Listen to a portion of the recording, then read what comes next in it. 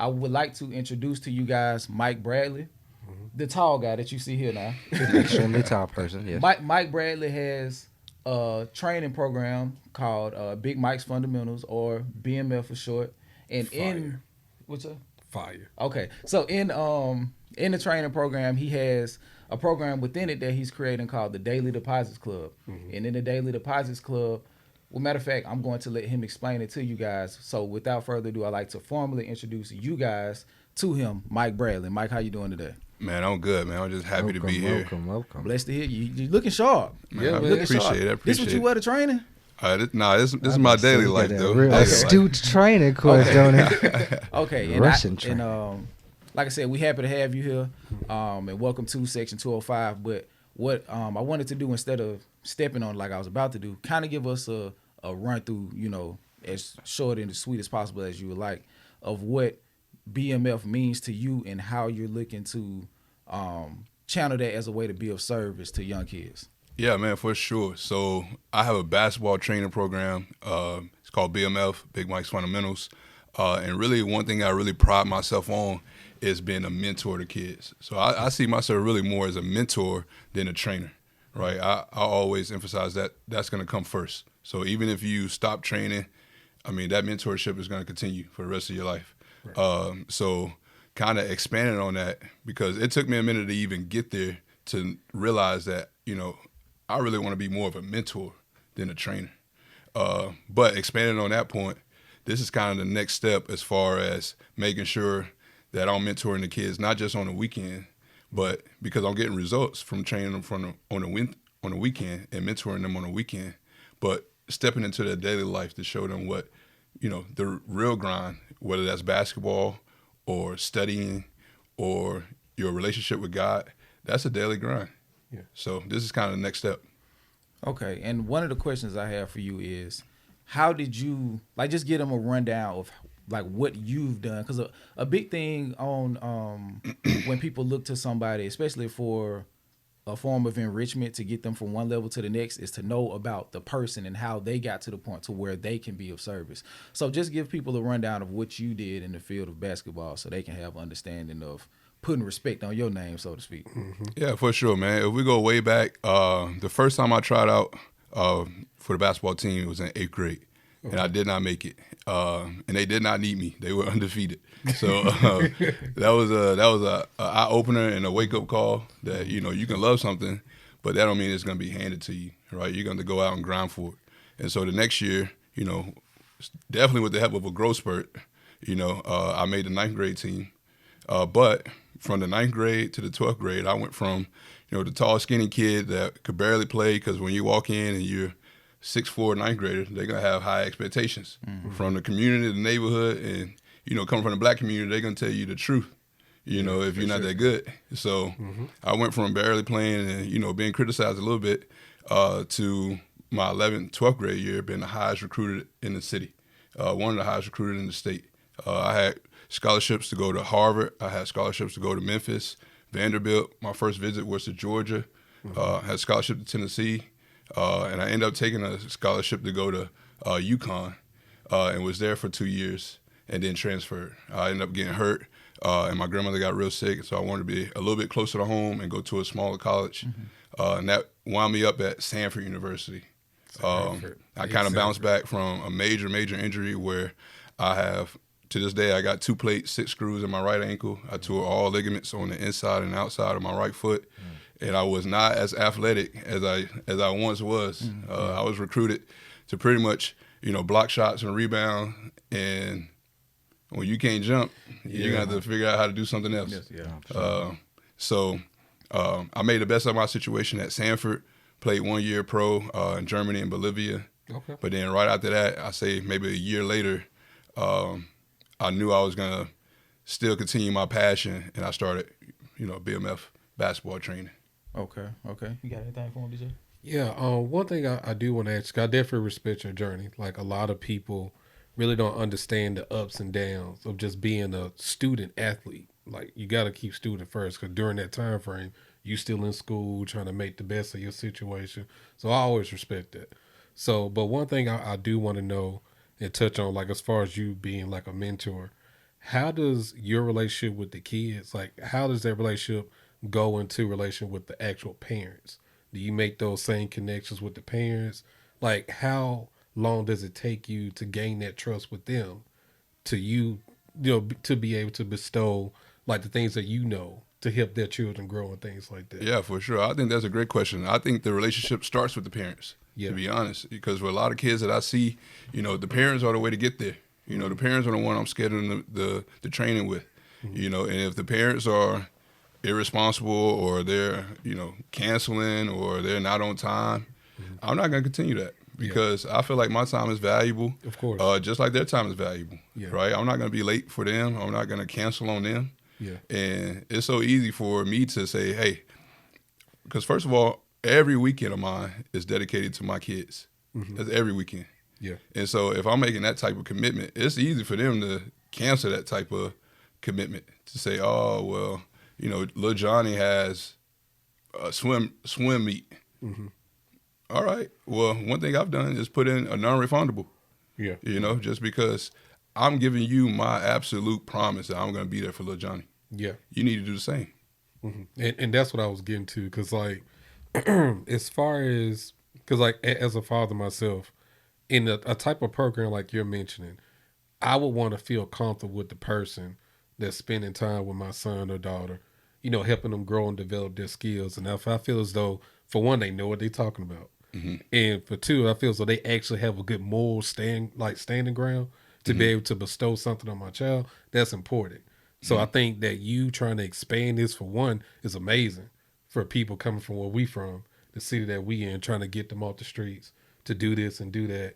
So, I mean, just for one, I just thank you for being here and just really coming on, just trying to expand, and we going to help you the best way that we can. But I just really wanted to just see what your answer was on that, because when I was doing Little League stuff growing up, a lot of the coaches that I had, they weren't respectable gentlemen. I'm just being honest. I'm just being real, bro. Like, a lot of stuff was really, really bad, but I made the best of it.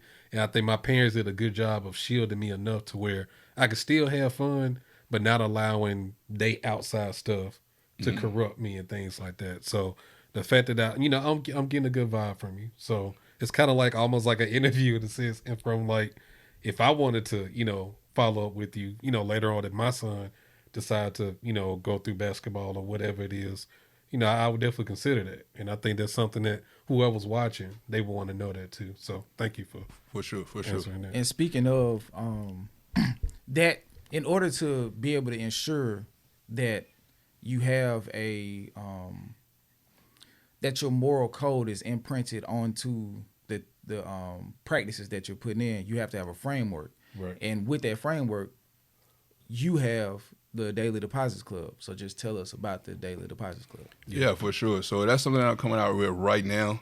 It's just because I'm getting great results from my weekend training. We have a regimen to where, we do small groups, which I cap off at 6 kids, which I don't see a lot of people doing, just because a lot of people that, to be honest, they're in it for the money, right? There's a lot of money to be made as far as basketball training, but that's not benefiting the kids. I can pack the gym up with 15, 20 kids if I want to, but am I really going to help the kids? Yeah. Right. So I narrowed that down to 6. I do half of my schedule is individuals. I also do shooting groups. We do conditioning, and we also do open runs. So they have a mix of everything to jump into. Yeah. But with this Daily Deposits Club, what that's going to touch is not just the weekend. That's going to touch the everyday. Right. Okay. So what we're going to create is an environment for kids to not just be inspired by me, because I'm going to also jump in and throw in my activity, but I'm also going to let the kids be inspired by each other. So what we're going to create is a group to where every single day between 7 and 8 a.m. or 7 and 8 p.m., you could put into the group what you've done today. Okay. And there's 6 things that you can contribute. You only have to do half of them because, I have 4th and 5th graders all the way up to high school and and college and pro. And so some of those things would be 25 push-ups, 25 sit-ups, 1 mile, a daily prayer, a study time, etc. And what it's really going to show the kids is that, when you choose this type of lifestyle, this is a daily approach. Yeah. And it's so easy to try to go out and run 2-3 miles today. But I would rather you run 1 mile every day. Yeah. Versus that 2-3 miles. I would rather you read one chapter or one page every day, because then you're gonna tap into what's called exponential growth, right? Which is so important. Yeah, people don't realize that little bit that you do consistently is gonna take you a lot longer and a lot further. Okay. And listening to you say that, I have another question. If you had to describe your program and the Daily Deposits Club in 3 words, what would those 3 words be? Ooh, that's tough. That's tough. It got to be a sentence or just random just words? Be 3 words. Now, I can tell you the 3 words I got from it, and we can build off that. Discipline, accountability, and execution. Okay, I like that. I'm going to run with yours. I like that. Because really the main thing... Good assist right there, man. The main thing that we're doing is accountability. We're going to be disciplined to stick to it, because this is the everyday approach. Yeah. And then execution is one thing that execution part, that's the main thing. Because with this group, you got to input what you did, but you have to make sure that you actually did it. Yeah. It's so easy just to type in there 1 mile, 25 push-ups. Did you really do it? Yeah. And that's really up to the kid and up to whoever's putting in, oh, I did 25 push-ups. Because at the end of the day, just like I tell them on a basketball court, if you cheat this drill, or if I don't catch you on a little bit of the drill where you got it wrong, who's going to suffer from that? You. Right. Yeah. You. You and your team. You're the one cheating the game. Okay. I got I was going to Yeah, ask. go ahead. I got so like I see like that's what I appreciate from athletes that come back, especially to Birmingham, because we don't get that enough. It's first off, it's not a lot of pro athletes that come from Birmingham. Yeah. And then when they come back, they don't really do much. You know what I'm saying? Once I see on, you know what I'm saying, especially on the pro level, but seeing people come back, especially with the business savvy side of it, because that's what a lot of trainers forget about. You know what I'm saying? You kind of setting them up for like to be more than just, you know, an athlete. You kind of set them up to be business savvy with your accountability, you know what I'm saying, not cheating the game and all that. So like I say that to say like, so how do you like instill that with your like younger kids, or like, and so you know you got teenagers and kind of you got semi-pros or whatever. How do you instill that with the younger kids, that business level, you know what I'm saying, business aspect of it? Man, that is a great question, just because I feel like when I really took this thing to the next level, it started with that same question, right? And so when I started this, I was only like 25, right? I mean, I'm young, you know, I'm still having fun, right? 25. Yeah. But when I really started to get better is when I got a little bit closer to God, and he gave me better answers, right? To where if I'm going to really reach the kids and I'm going to really impact the kids, who are they looking at first? Right.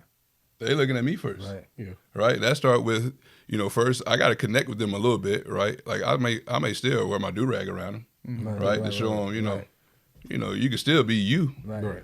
But at the end of the day, you still need to carry yourself a certain way. Yeah. You still need, I'm never going to cuss at my kids. You know, I'm never going to yell at my kids. Yeah. Like, I'm going to be hard on them. We have a standard. You know, they miss a wide open layup. That's 5 push-ups. Right. You know, you do something wrong or you're not listening. That's 5, 10 push-ups. Yeah. You know, so we're holding ourselves to a standard. But that standard really had to start with me. Yeah. Right? And that's in the way that I dress. That's in the way that I talk to them. That's in the way that I make sure that I go to church. That's in the way that I make sure I don't cuss. That's in the way that I make sure that I go to work and work my hardest, because that's my profession. Right, You know, that's not seen a lot. That's not seen a lot, man. Like, especially in trainers, man. I've scoured. I'm like trying to find a little trainer for Anderson. Like, dude, everybody has this like edge to it, and I'm not down. You know what I'm saying, down in that, but like, I need morality. I need somebody that's like morally upstanding to if I'm gonna have you around my kid 2-3 times a week. You know what I'm saying? So I feel that, bro. That's beautiful. Yeah. And I think that's really good in terms of helping them to be able to, when they get older, when you developing that business savvy, being able to move in those different rooms. Because if you don't know where you come from as far as having a moral standpoint, you're gonna be easily manipulated by all those different people and things like that. All these NIL deals and whatnot these days, you know what I'm saying? You're gonna easily sway. Yeah, so I think you instilling that is really good into them because giving them, some type of base that they can build upon. Now, what you build with it, of course, is going to be ultimately up to you, but building that foundation is important. So I'm really glad to hear you say that, especially because I know where Joe's coming from with that type of question. So I appreciate that for sure. Okay, and to close it, if you had one thing that you wanted to say to anybody who's thinking about joining, look into the camera and just pitch yourself and your program to them. Well, I mean, I'll be honest, man. If you're thinking about it, don't do it. But if you know it's something that you want to do, please come to my training. Okay. Because my training is not for everybody. My training, you're going to be held to a higher standard on and off the court. My training, we're going to make sure that you're doing things right, not just on the weekends, because this is the next step. I'm taking this next step right now. So, I mean, if you're coming into it, you're already too late to skip some days, right? It's already too late to skip some days. Right now, we're already starting the point where if you're serious, this is an everyday program. This is an everyday commitment. This is everyday accountability. So if you're thinking about it, please don't come to me. Go to somebody else who don't care as much. Yeah. Because maybe I care too much. Yeah. All right. I got to make sure the kids that I'm training and I'm mentoring, that if they really want it, we're going to go get it. Yeah. We're going to get you close. Hit the ground running. I got you. Yeah. I'm super appreciative of, you deciding to come to us, at least, to be able to help you present, your goal and your vision for your training program. But I also want to commend you because I was going through something earlier today, and the biggest thing that I got from that was how to be of service. You know what I'm saying? And the fact that I'm able to at least be of service to you to help you get the vision out, but more importantly, you being able to be of service to all of these kids, and ultimately at the end of the day, regardless of where they make it in their basketball pursuits, helping create good men, you know what I mean, that have the discipline, that have the ability to hold themselves accountable, that understand that good things don't come to those who have work, or great things don't come to people who do good work. You know what I mean? So you got to continue to push yourself and strive to get to anything that you want in this world. And a great proponent of that is what you're instilling in this program. So I want to commend you in that, first of all. And on top of that, before we get to anything else, being a man of God. So I want to commend you on everything that you do and how you present yourself and what you're trying to do and be a service to these kids. So I want to give you a round of applause for that. My God. Appreciate it. For sure. And if you do have a social media, let us know where we can find you, or also if you got some type of contact information that you want to provide, where can they reach you and get in contact with you? Yeah, for sure. On Instagram, it's just bmf.basketball, Facebook, Mike Bradley, and then, of course, all my clients and all my kids. Because they know they can reach me 24/7. They know the best way to reach me is really by text, 423-584-5556. Okay. And the accountability, is that gonna be an app? That need to be an app, G. Yeah, that's gonna be on GroupMe. Okay. We're gonna put it on GroupMe. Okay. That's cool. dope. That's dope, man. Okay, and final question. Where do you see the program in 10 years? Man, I just see impact. Because right now, I see the impact that's going on right now, man, from me, but not even mainly from me. Like, I'm creating a family atmosphere to where we encourage each other. Right, so it's not even all on me. I see other people congratulating and sharing other people's posts from different communities and cheering on other people's kids, and I just see that going 10 times further as far as the impact. Okay, once again, I want to thank you for your time, and to the people that are watching who are in the area and are looking to seriously take up training, consider BMF and the Data Pilots Club. And once again, I want to say thank you, and let's give another round of applause to Mike Bradley. Yes, sir. Yes, sir. Yes, sir.